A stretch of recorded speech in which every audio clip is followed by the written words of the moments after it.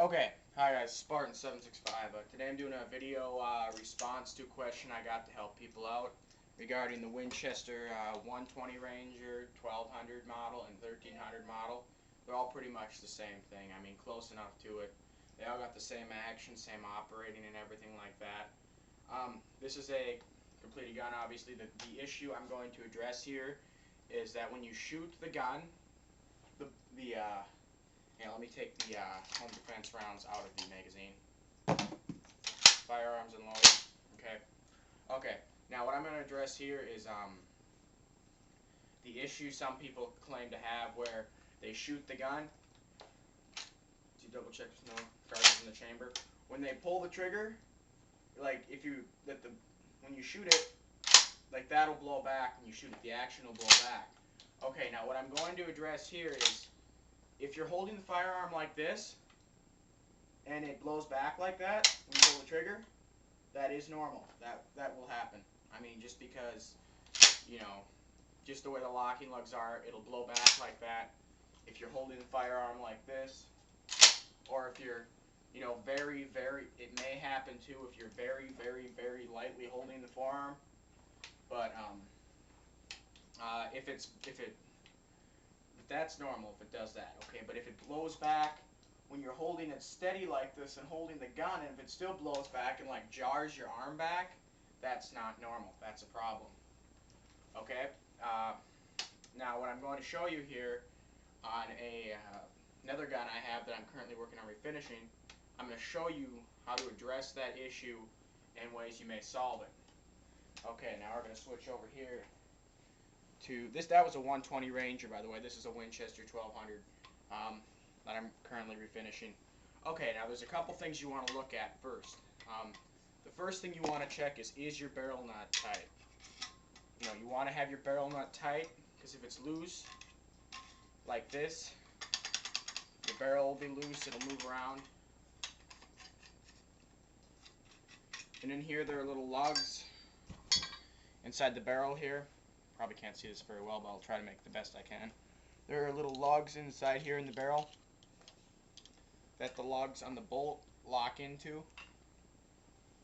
Okay, now if your barrel's loose on your receiver, let me put this back in here. Now if your barrel's loose in your receiver because you got a loose barrel nut, the barrel will twist a little bit, and that can make the gun shoot and blow back like that. First thing, check your barrel nut. Second thing you want to check is cracked receiver. If you got a cracked receiver, which is, less common, but it still happens, check your receiver for cracks, because you have a cracked receiver, it can maybe cause a little bit of jarring and cause the lugs to disengage. Okay, now I'm going to go over some issues, or how exactly the lugs work. Okay, when you close your shotgun barrel, the lugs go in like here. See, they just fit right in there, kind of like a key. And then when it's pushed in,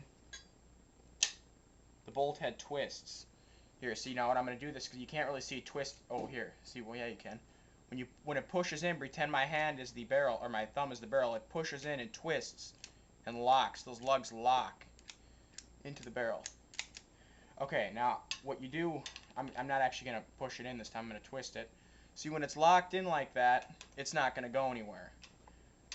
So if your barrel's a little loose, even a little bit, you can kind of see how that would cause, the lugs to disengage. Okay, now,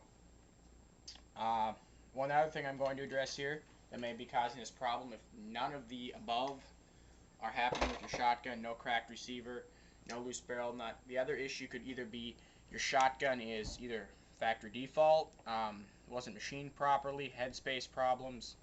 Headspace is problems are kind of rare with shotguns, but could happen, especially with a shotgun with lugs like this on it. It wouldn't very, very, very, very uncommon with a Remington, but whatever.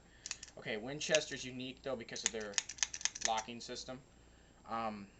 You want to check your lugs on your bolt for wear to ensure that they're not worn. One easy way to look that I can tell you without using any specific guide or specific measuring tool is you can see there's a machining mark right here. The lugs, the lug should be just about maybe, I'm gonna say anywhere from 250,000 to 500,000 nanometers. This machining mark should be either level with or no more than 5,000 nanometers lower. No, not even that. About 250,000 nanometers lower. Okay, let me re-explain this. This is the lug face right here. This lug face should be no more than 250,000 nanometers lower than this machining mark right here. 250,000 nanometers is about a quarter of a millimeter. Okay, for those of you who don't know that. Or, I don't even know what it would be in the US system thing. But whatever.